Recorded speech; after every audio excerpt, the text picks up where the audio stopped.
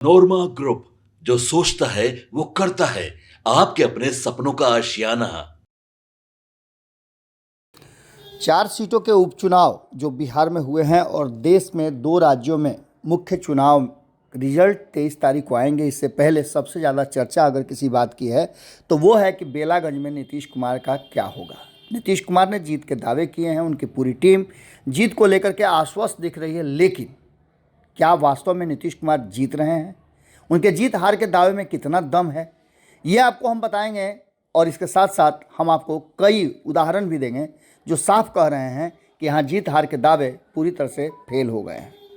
क्या हुआ है और किस तरह से ये समीकरण गढ़ा गया था और नीतीश कुमार और तेजस्वी यादव के लिए ये कितना मुश्किल चुनाव हो गया, ये बातें अब यहाँ से खुल करके आने लगी है।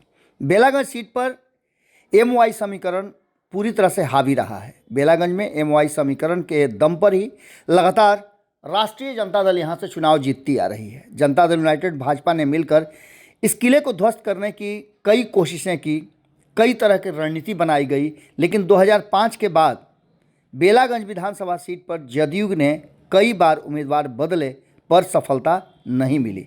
सुरेंद्र यादव लगातार चुनाव जीतते रहे हैं और बेलागंज में यादवों की आबादी हमने पहले भी आपको बताया था कि 70 से 80 हज़ार के बीच में है, तो वहीं मुसलमानों की आबादी भी 65 से 70 हज़ार के बीच में है।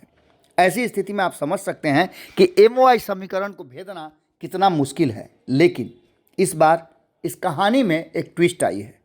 थोड़ा सा आपको समझना पड़ेगा कि नीतीश कुमार की प्रतिष्ठा कैसे दांव पे फंसी हुई है, क्योंकि इस सीट को गढ़ माना जाता है सुरेंद्र यादव और राष्ट्रीय जनता दल का। बेलागंज सीट 1990 से राजद का मजबूत किला है, जो लाख चाहने के बावजूद, सरकार में रहने के बावजूद, सारे तंत्र का उपयोग करने के बावजूद इस सीट पर अब तक सुरेंद्र यादव को मात नहीं दिया जा सका है। इस किले को भेदने के लिए 2005 से जदयू जोर आजमाइश कर रहा है।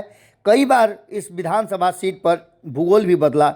7 बार से राजद के डॉक्टर सुरेंद्र प्रसाद यादव, जो अब जहानाबाद से विधायक हैं, इस बार भी जहानाबाद से उन्होंने जदयू को ही हराया है, वो अपने पुत्र को इस सीट पर मैदान में उतारे हैं। इस सीट की विरासत को बरकरार रखने के लिए विश्वनाथ कुमार सिंह मैदान में हैं और उन्हें जिताने के लिए पूरा तंत्र लालू प्रसाद ने भी लगा दिया है। सुरेंद्र यादव का पहले से प्रभाव चल रहा है।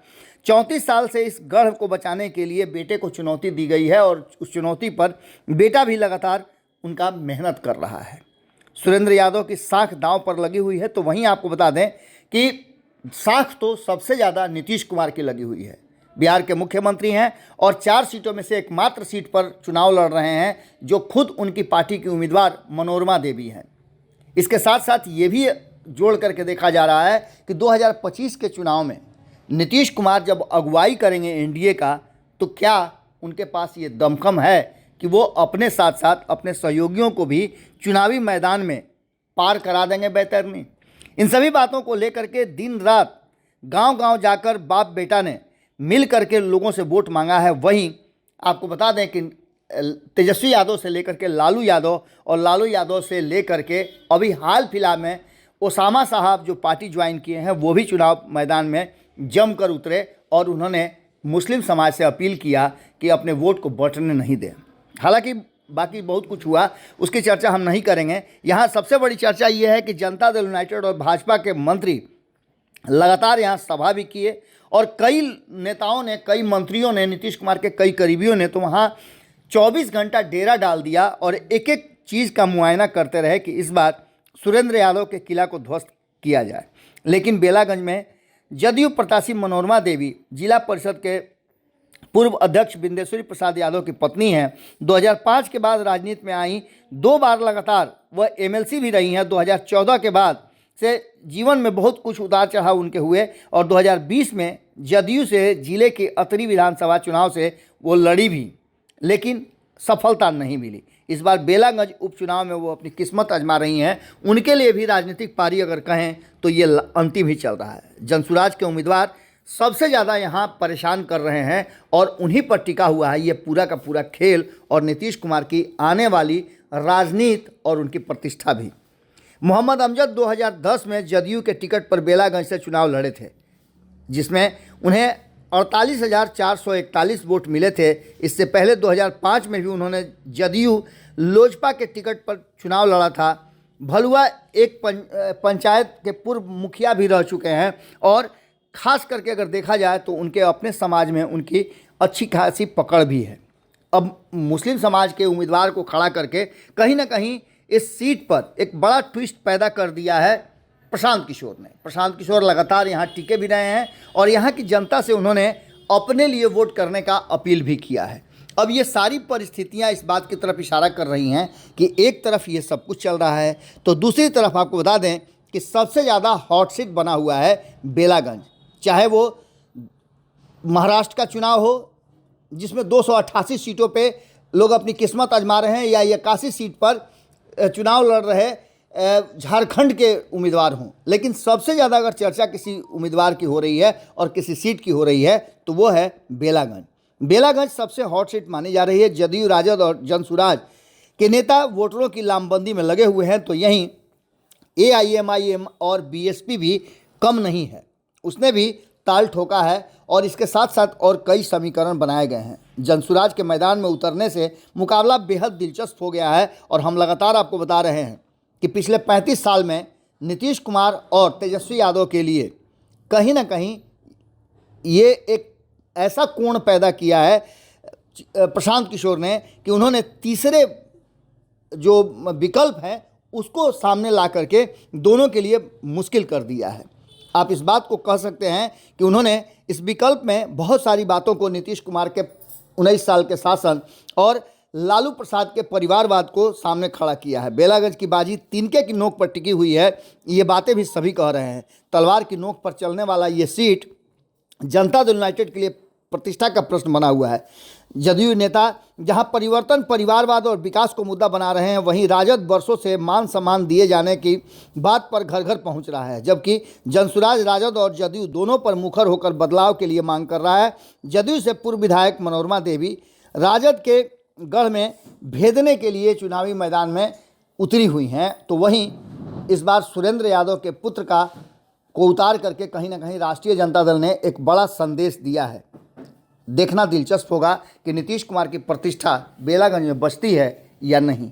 अगर बेलागंज में नहीं बचती है तो इसको भीतरघात से जोड़ करके भी देखा जाएगा। हम अगली खबर में आपको एक ऐसी रिपोर्ट देने जा रहे हैं भीतर की बात में कि आखिर नीतीश कुमार परेशान क्यों हैं और नीतीश कुमार को लेकर के ये क्यों कहा जा रहा है कि 23 तारीख के बाद नीतीश कुमार कोई बड़ा फैसला ले सकते हैं। आने वाले समय में बिहार की राजनीति और पेचीदगियों से गुजरेगी और उसमें नीतीश कुमार की भूमिका एक बार फिर से तय की जाएगी और उसकी विवेचना भी होगी। जुड़े रहिएगा भारत लाइव के साथ। बहुत बहुत धन्यवाद।